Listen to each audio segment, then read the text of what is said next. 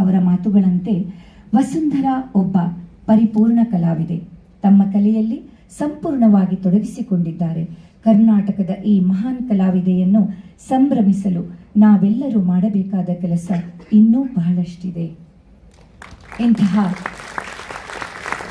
ಮಾಮೊಂದಿಗಿರೋದು ನಮ್ಮ ಸೌಭಾಗ್ಯ. ಇದೀಗ JCAC Jagannath centre for art and culture ವತಿಯಿಂದ ಪ್ರೀತಿಯ ಗೌರವಪೂರ್ವಕ ಸನ್ಮಾನ ಡಾಕ್ಟರ್ ವಸುಂಧರಾ ದೊರೆಸ್ವಾಮಿ ಅವರಿಗೆ ಅತಿಥಿ ವರೇಣ್ಯ ಮಾಡಿ ವೇದಿಕೆಗೆ ಆಗಮಿಸಬೇಕಾಗಿ ಕೇಳಿಕೊಳ್ಳುತ್ತೇನೆ.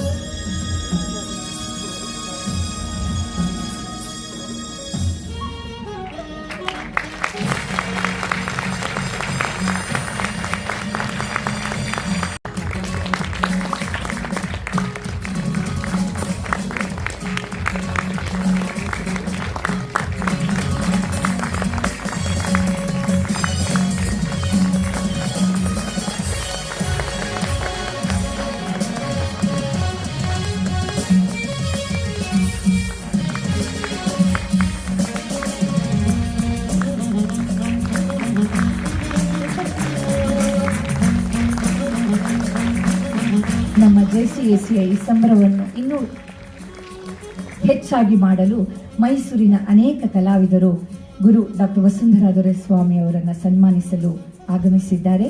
ದಯಮಾಡಿ ಸನ್ಮಾನಿಸಲು ಇಚ್ಛೆ ಪಡುವವರು ಬರಬೇಕಾಗಿ ಕೇಳಿಕೊಳ್ಳುತ್ತೇನೆ. ಮೊದಲಿಗೆ ಗಾನಭಾರತಿ ಸಂಸ್ಥೆಯ ಪರವಾಗಿ ಬರಬೇಕಾಗಿ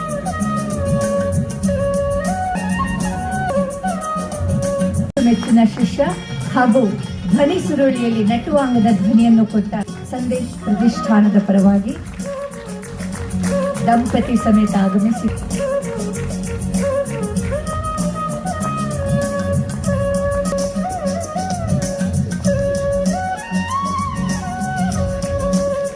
ನೃತ್ಯಾಲಯದ ಪರವಾಗಿ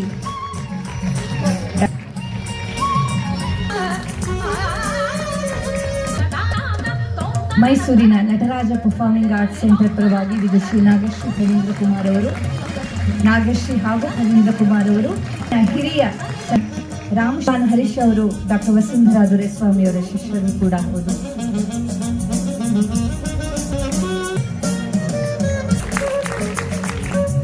ಸ್ವಾಮಿರವರು ಜಗತ್ತಿನಲ್ಲೇ ಭರತನಾಟ್ಯ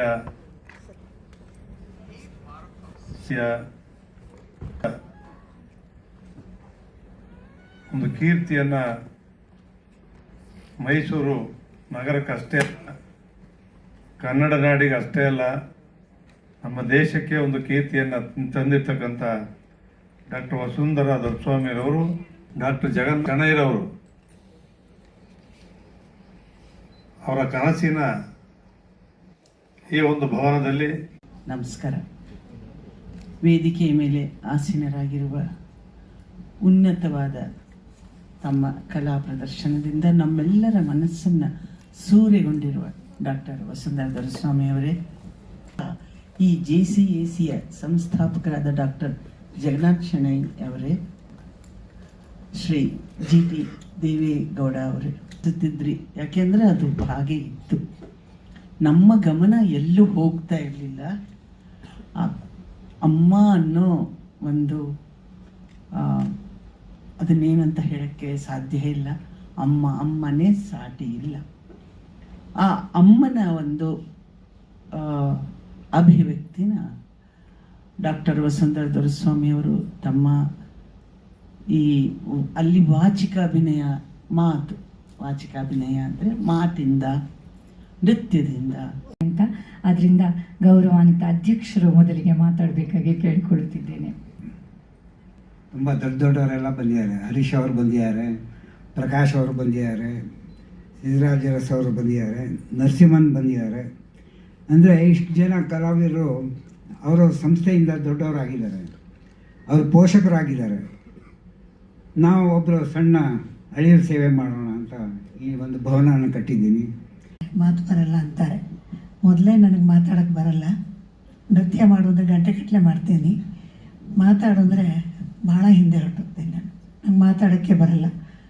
ಅದು ಅಲ್ಲದೆ ನನಗೆ ಯಾವಾಗಲೂ ಹೇಳ್ತಾ ಇರ್ತಾರೆ, ಮೈಕಲ್ಲಿ ಸ್ವಲ್ಪ ಜೋರಾಗಿ ಮಾತಾಡಮ್ಮ ಅಂತ. ಆ ಮೈಕ್ ಬಂದ್ರೇ ಮಾತಾಡೋಕ್ಕಾಗಲ್ಲ, ಇನ್ನು ಜೋರಾಗಿ ಮಾತಾಡೋದೇನು ಬಂತು. ಮತ್ತು ಇವತ್ತಿನ ದಿವಸ ಎಷ್ಟೊಂದು ನೃತ್ಯ ಕಲಾವಿದರುಗಳು ಇಲ್ಲಿ ಬಂದು ನನ್ನನ್ನು ಗೌರವಿಸಿದ್ದಾರೆ. ನನ್ನ ಹೃತ್ಪೂರ್ವಕವಾದ ಧನ್ಯವಾದಗಳು ಎಲ್ರಿಗೂ.